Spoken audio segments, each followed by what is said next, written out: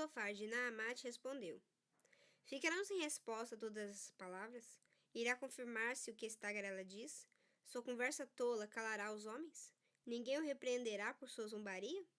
Você diz a Deus: a doutrina que eu aceito é perfeita, e sou pura aos teus olhos. Ah, se Deus falasse com você, se contra você abrisse os lábios e revelasse os segredos da sabedoria. Pois a verdadeira sabedoria é complexa. Fique sabendo que Deus esqueceu alguns dos seus pecados. Você consegue perscrutar os mistérios de Deus? Pode sondar os limites do Todo-Poderoso? São mais altos que os céus. O que você poderá fazer? São mais profundos que as profundezas. O que você poderá saber? Seu comprimento é maior que a terra e a sua largura é maior que o mar. Se ele ordena uma prisão e convoca o tribunal, quem poderá opor-se? Pois ele não identifica os enganadores e não reconhece a iniquidade logo que a vê? Mas o tolo só será sábio quando a cria do jumento selvagem nascer homem. Contudo, se você lhe consagrar o coração e estender as mãos para ele, se afastar das suas mãos o pecado e não permitir que a maldade habite em sua tenda, então você levantará o rosto sem envergonhar-se, será firme e destemido. Você esquecerá as suas desgraças, lembrando-as apenas como águas passadas. A vida será mais refulgente que o meio-dia, e as trevas serão como a manhã em seu fulgor. Você estará confiante, graças à esperança que haverá. Olhará ao redor e repousará em segurança. Você se deitará e não terá medo de ninguém, e muitos procurarão o seu favor. Mas os olhos dos ímpios fenecerão, e em vão procurarão refúgio. O suspiro da morte será a esperança que terão. Então Jó respondeu: Sem dúvida, vocês são o povo, e a sabedoria morrerá com vocês. Mas eu tenho a mesma capacidade de pensar que vocês têm. Não sou inferior a vocês. Quem não sabe dessas coisas? Tornei-me objeto de riso para os meus amigos. Logo eu, que clamava a Deus, e ele me respondia. Eu, íntegro e irrepreensível, um mero objeto de riso. Quem está bem despreza a desgraça, o destino daqueles cujos pés escorregam. As tendas dos saqueadores não sofrem perturbação, e aqueles que provocam a Deus estão seguros, aqueles que transportam seu Deus em suas mãos.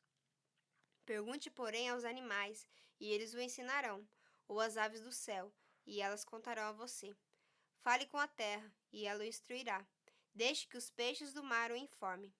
Quem de todos eles ignora que a mão do Senhor fez isso? Em sua mão está a vida de cada criatura, e o fôlego de toda a humanidade.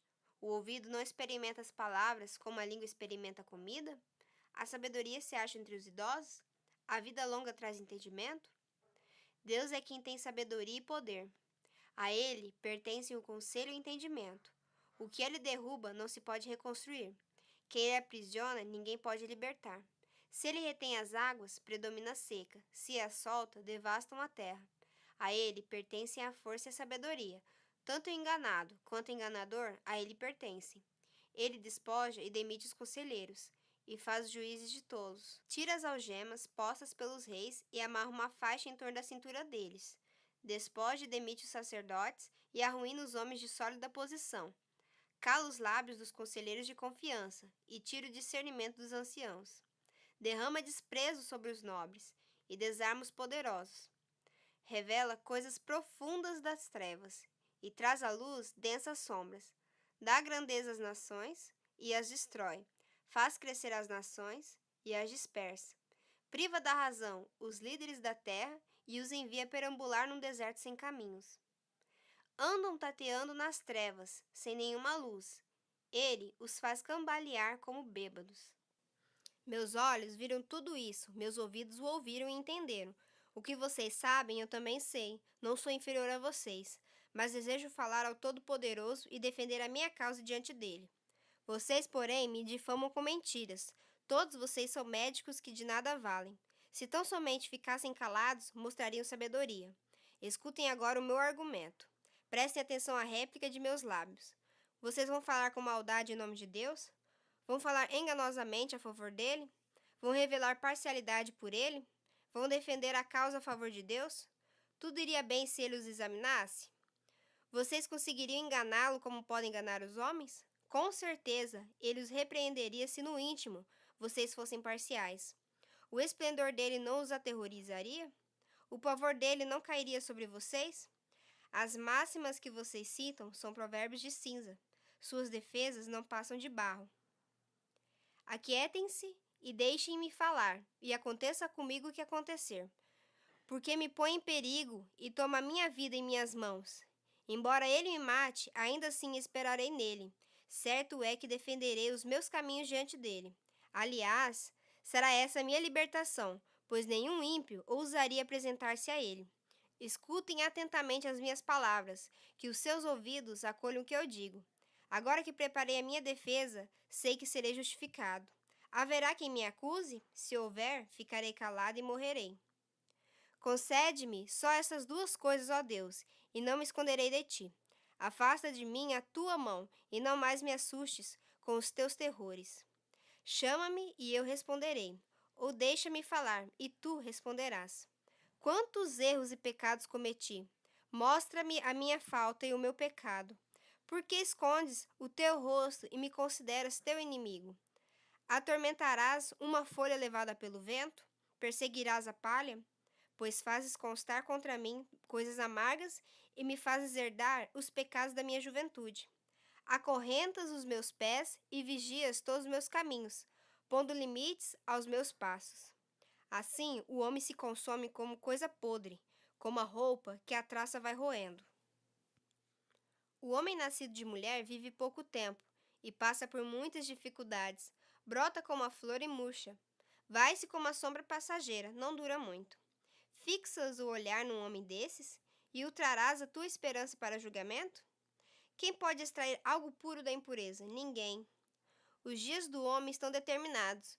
Tu decretastes o número de seus meses. Estabeleceste limites que ele não pode ultrapassar. Por isso, desvia dele o teu olhar e deixa-o, até que ele cumpra o seu tempo como trabalhador contratado. Para a árvore, pelo menos há esperança. Se é cortada, torna a brotar, e os seus renovos vingam. Suas raízes poderão envelhecer no solo, e seu tronco morrer no chão.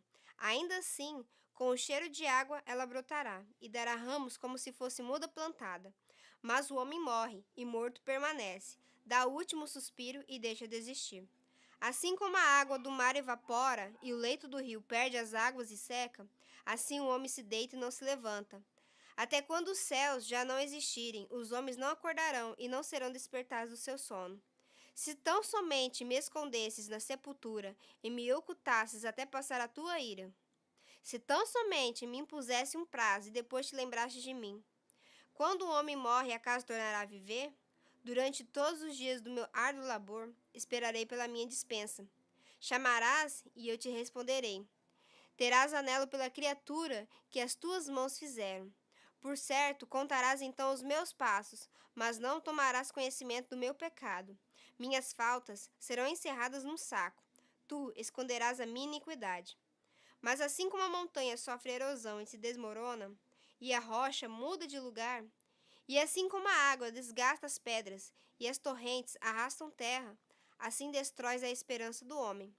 Tu o subjugas de uma vez por todas e ele se vai. Alteras a sua fisionomia e o mandas embora. Se honram seus filhos, ele não fica sabendo. Se os humilham, ele não o vê. Só sente a dor do seu próprio corpo. Só pranteia por si mesmo.